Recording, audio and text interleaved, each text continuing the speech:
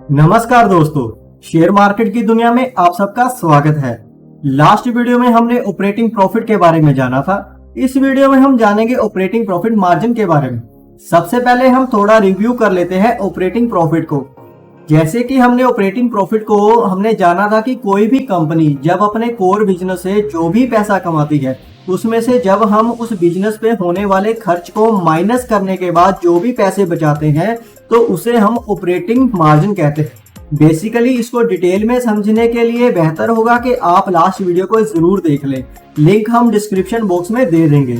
Operating profit को जब हम ऑपरेटिंग इनकम या फिर सेल से डिवाइड करते हैं तो उसे परसेंटेज टर्म में कन्वर्ट करने के लिए 100 से मल्टीप्लाई करने के बाद जो भी वैल्यू आती है उसे हम ऑपरेटिंग प्रॉफिट मार्जिन कहते हैं। आइए इसे कैलकुलेट कर लेते हैं। ऑपरेटिंग प्रॉफिट मार्जिन को समझने के लिए हम आईटीसी की प्रॉफिट लॉस स्टेटमेंट देख लेते हैं।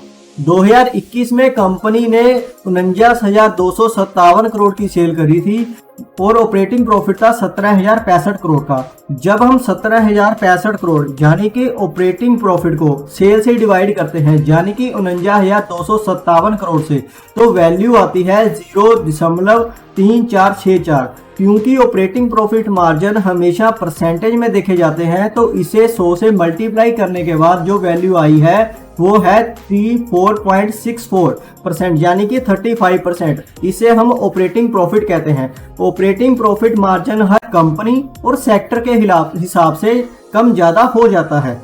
जिस कंपनी के ऑपरेटिंग प्रॉफिट मार्जिन जितने अच्छे होते हैं उसका शेयर प्राइस उतनी ही तेजी से बढ़ता है।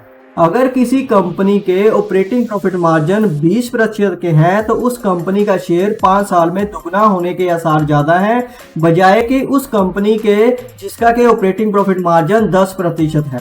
ऑपरेटिंग प्रॉफिट मार्जिन जितना ज्यादा होगा शेयर होल्डर्स को उतना ज्यादा फायदा होगा।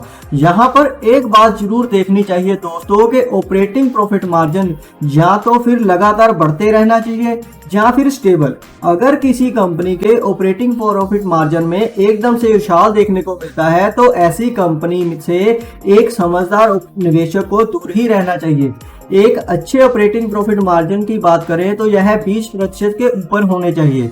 लेकिन अगर किसी कंपनी का बिजनेस मॉडल बहुत ही अच्छा है तो थोड़े कम मार्जिन के साथ भी हम निवेश कर सकते हैं। लेकिन हमें कभी भी ऐसे स्टॉक में निवेश नहीं करना चाहिए जिसके ऑपरेटिंग प्रॉफिट मार्जिन एकदम से बड़े हों, क्योंकि हो सकता है कि कंपनी के पहले ऑपरेटिंग प्रॉफिट मार्जिन 8% के थे और कंपनी को अचानक एक बड़ा ऑर्डर मिला और कंपनी के ऑपरेटिंग प्रॉफिट मार्जिन इंक्रीज हो गए।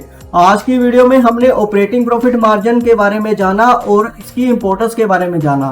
तो आगे भी हम बहुत से कुछ सीखने वाले हैं, तो जुड़े रहिए स्ट्रीम ऑफ ड्रीम के साथ।